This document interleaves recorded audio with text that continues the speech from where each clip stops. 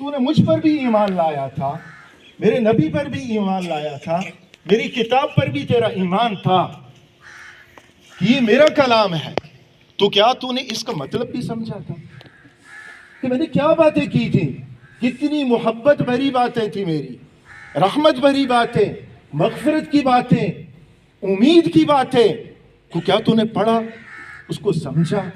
اگر ہمارا جواب وہاں پہ ہوا کہ نہیں، تو سوچ لیں، تصور سے سوچیں کہ اللہ کی عدالت میں جب انبیاء علیہ السلام بھی ہوں گے، صحابہ بھی ہوں گے، اور ہم یہ بھی کہنے والے ہوں گے کہ ہم مسلمان ہیں، اور اس بات کا جواب نفی میں ہوا کہ اللہ قرآن کا ترجمہ تو میں نے نہیں پڑھا، تو کیا دکھ درد کی بات ہوگی؟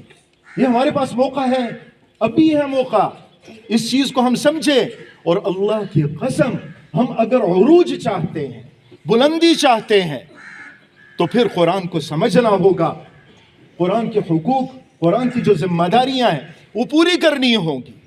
تیسری چوتھی بات یہ ہے کہ اس پر عمل کیا جائے۔ پہلی بات ایمان کی، دوسری بات قرآن کو صحیح طریقے سے پڑھنا، تیسری بات کیا کرنا ہے، اس کا ترجمہ پڑھیں، چوتھی بات اس پر عمل کریں۔ کیا کرنا ہے؟ قرآن پر عمل کرنا ہے۔ پانچویں بات اس کے پیغام کو لے کر پوری دنیا میں پھیل جانا۔ یہ محبت بھرا پیغام ہے جو اللہ کی طرف سے ہمارے لیے ہے پیغام۔ یقین کریں، یہ لوگ جو قرآن کو کبھی جلاتے ہیں، توہین کر دیتے ہیں، ان کو قرآن کا پتہ نہیں ہے کہ کتنا بڑا امن کا درس، سلامتی کا درس، محبت کا درس، پیار کی باتیں، اتفاق و اتحاد کی باتیں، لوگوں کو نقصان نہ پہنچانے کی باتیں قرآن کے اندر ہے۔ یہ ان لوگوں کو پتہ چل جائے، کبھی بھی قرآن کی توہین نہ کریں۔ تو مسئلہ تو ہمارا ہوا کہ ہم نے ان لوگوں تک قرآن کا پیغام نہیں پہنچایا۔ تو قرآن کے حوالے سے ہماری کتنی ذمہ داریاں ہوئی؟ 5۔ پہلی بات ایمان لانا ہے، دوسری بات قرآن کو صحیح طریقے سے پڑھنا ہے، تیسری بات ترجمہ اس کا پڑھنا، چوتھی بات عمل کرنا ہے، پانچویں بات پھیلانا ہے، اس کے پیغام کو پوری دنیا تک پھیلانا ہے، پوری دنیا تک پہنچانا ہے۔ تو یہ بات ہو گئی، یہ ہماری اس حوالے سے اب عمل کی بات ہے کہ ہم نے آج بات سنی، یہ اللہ کی طرف سے ایک پیغام ہوتا ہے۔